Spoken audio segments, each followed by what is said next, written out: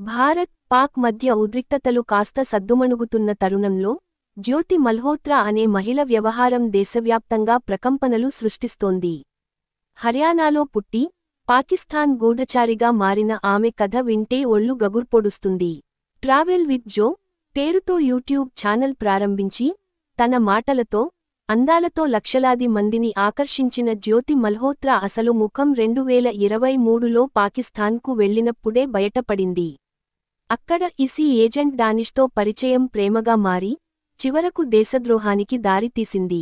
YouTuber ముసుగులో భారత సైనిక స్థావరాలను చిత్రీకరించి, మన దేశ రహస్యాలను పక్కాగా డానిష్కు చేరవేసింది. చివరికి 2024లో హర్యానా, పంజాబ్ సరిహద్దుల్లో సంచరిస్తూ సైనికుల కదలికలను చేరవేస్తుండగా అనుమానం వచ్చి అరెస్టయింది. ఆమె ఫోన్ పరిశీలించగా టెర్రరిస్టులతో సంబంధాలున్నట్లు నిర్ధారణ అయింది.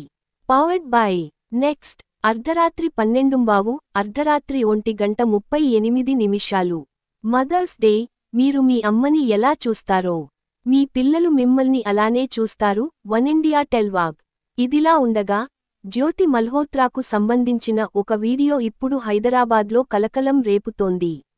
2 ఏళ్ల క్రితం హైదరాబాద్లో జరిగిన వందే భారత్ ట్రైన్ ప్రారంభోత్సవ కార్యక్రమంలో ఆమె హంగామా చేసిన వీడియోలు వైరల్ అవుతున్నాయి. అప్పటి బీజేపీ ఎంపీలు బండి సంజయ్, కిషన్ రెడ్డి, గవర్నర్ తమిళిసై పాల్గొన్న ఆ కార్యక్రమంలో ఆమె అతిగా ప్రవర్తించిన దృశ్యాలు చూసి హైదరాబాదీలు షాక్కు గురవుతున్నారు. ఆ వీడియోలు వైరల్ కావడంతో నెటిజన్లు ఆగ్రహం వ్యక్తం చేస్తున్నారు. అప్పుడే ఈ విషయానికి తెలిసి ఉంటే ఇక్కడే పాతేసేవాళ్లం అంటూ తీవ్రమైన కామెంట్లు పెడుతున్నారు. మరికొంతమంది ఆమె యూట్యూబర్ కాదని మహా ముదురని కామెంట్స్ చేస్తున్నారు.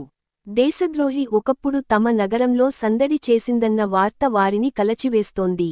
సికింద్రాబాద్ రైల్వే స్టేషన్లో పాకిస్తాన్ ఇసి ఏజెంట్.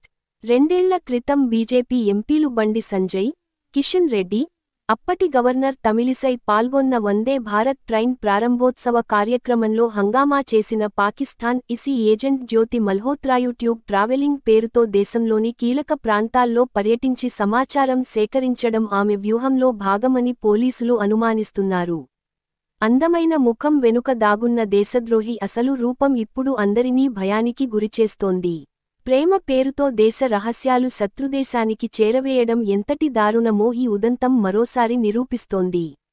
జ్యోతి మల్హోత్రా ఉదంతం దేశవ్యాప్తంగా చర్చనీయాంశంగా మారడంతో, భవిష్యత్తులో ఇలాంటి ఘటనలు జరగకుండా నిఘా వర్గాలు మరింత అప్రమత్తంగా ఉండాల్సిన అవసరం ఎంతైనా ఉంది.